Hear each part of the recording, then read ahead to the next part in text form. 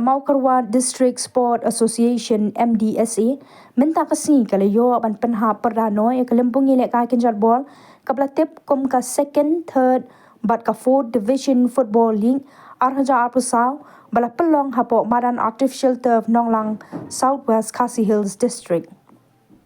haka second division jong ka mau thanro youth sports club kala job the lai lakaway ya Kamau Thong Sports and Cultural Club Organization. Haka third division, ya kanam job lara da ka Rangmau Sports Club, kabala job da Argo Lanot, persha ya ka Pindan Mau Ramha Sports Club. Haka jingin eka jong ka fourth division ya kanam job lara da ka Pindan Senya Sports and Cultural Club da Argo Lakaway, ya ka Pindan Umjaran Sports and Cultural Club.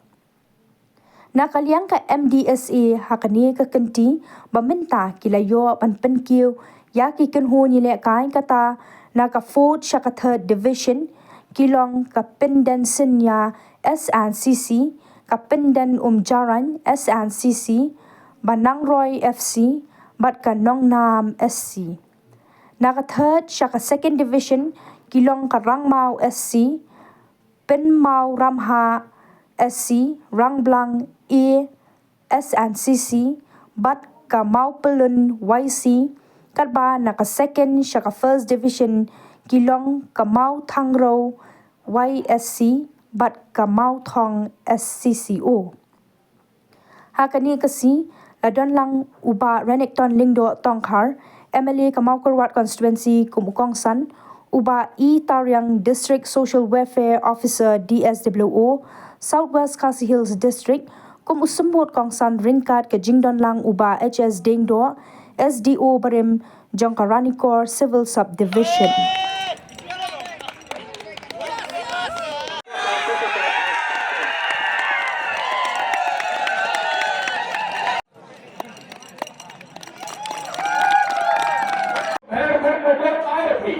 Ayo punya ini gawe kajing long kaboha, karakter kaboha, hakawan onde ke certificate score, kamde ke certificate ko finishing lo bebele, henry kade ke certificate kabaki bahayin wasam ken ay pi yang kata ka karakter kaboha, ka certificate kabaki parabajan ki parashnon ko thau ki i yang kajing long kaboha hi kisamla. Kubule shibon ke bot lu yang ba ate timo thaniya kai bha और हम लोग जब बना के दम देख के जब के बारे में मेरे ती की जिंगला पे ने kai भाई अपनी बट इतना नहीं किलोमीटर का